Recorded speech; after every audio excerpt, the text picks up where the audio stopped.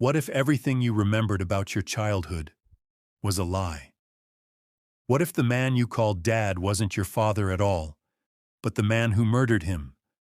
I didn't believe it either, until I watched the tapes. Chapter 1. The funeral and the box after the funeral. The house felt like it was suffocating. My sister and I were going through Dad's attic, sifting through dust-coated boxes and forgotten keepsakes. That's when she found it. A cardboard box filled with about a dozen old Hi-8 tapes. She pulled 3 of them out, sealed in a Ziploc bag like evidence from a crime scene.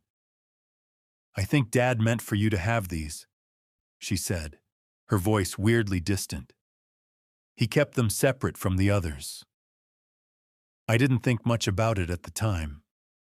Maybe they were just his version of a time capsule. Old home movies, a bit of nostalgia. Chapter 2. A rainy night and too much whiskey. 2 weeks later, a rainy Wednesday night, and I'd had too much to drink. Nostalgia hit me like a sucker punch.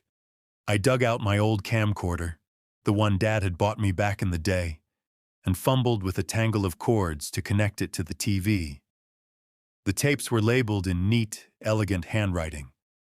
Springfield Trip, 1993. First Steps, 1994. Gamus, 1995. And under each label, my name, Nate, scratched in black marker. The handwriting felt familiar, but not quite. Like remembering a dream you never actually had. Chapter 3. Springfield Trip, 93 static. Then the image of a woman I didn't recognize holding a baby. Me. We were in a sunny field. She had curly brown hair, big sunglasses, and a laugh that came from deep in her belly. She looked happy, in love, but not with me, with whoever was filming. "That's our boy," she said, lifting me toward the lens. Then her smile faltered. The camera panned toward the tree line. A figure stood there, far away, motionless, watching. "That's the same man from yesterday, Frank." The screen jolted, then static. Chapter 4. First Steps, 1994. Same woman, same man behind the camera, same baby, me. But the house? It wasn't the one I grew up in. The wallpaper, the couch, all different. I waddled forward, laughing, straight into her arms. She kissed my cheek. Through the window, beyond the fence, the same figure. Black clothes, long dark hair, pale skin, still staring. Frame by frame, I zoomed in. And then, the man filming stepped briefly into view. Broad shoulders, strong jaw, glasses. Not my father. Chapter 5. Xmas 95, the warm glow of Christmas lights. Wrapping paper scattered. My real mother in a red turtleneck, joy in her eyes. Frank, that was his name, adjusted the tripod, knelt beside me and helped me open a present. Then, movement in the hallway. It was the man I'd grown up calling Dad. But here, he was something else.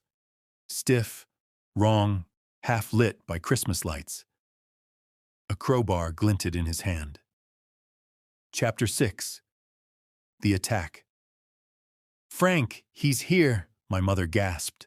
Frank jumped to his feet, blocking the stranger. "You need to leave. This is our house." I started crying. The man stepped forward. Then chaos, screams, crashes, the thud of the camera falling beneath the couch. From that low, hidden angle, I saw Frank's body hit the floor. The man raised the crowbar. 1 strike, 2, 3, wet, sickening impacts. Chapter 7. The New House. The tape cut to static, then resumed. A different living room, different wallpaper, new Christmas tree. I was older now, maybe 3, happily opening a toy dinosaur. From behind the camera, "Do you like it?" I nodded. The dinosaur roared. I laughed. But in the background, a muffled woman's voice crying, "Please, please don't hurt my baby." A door opened. Footsteps. My father's voice shouting. I didn't react. I just pressed the dinosaur's button again. Chapter 8.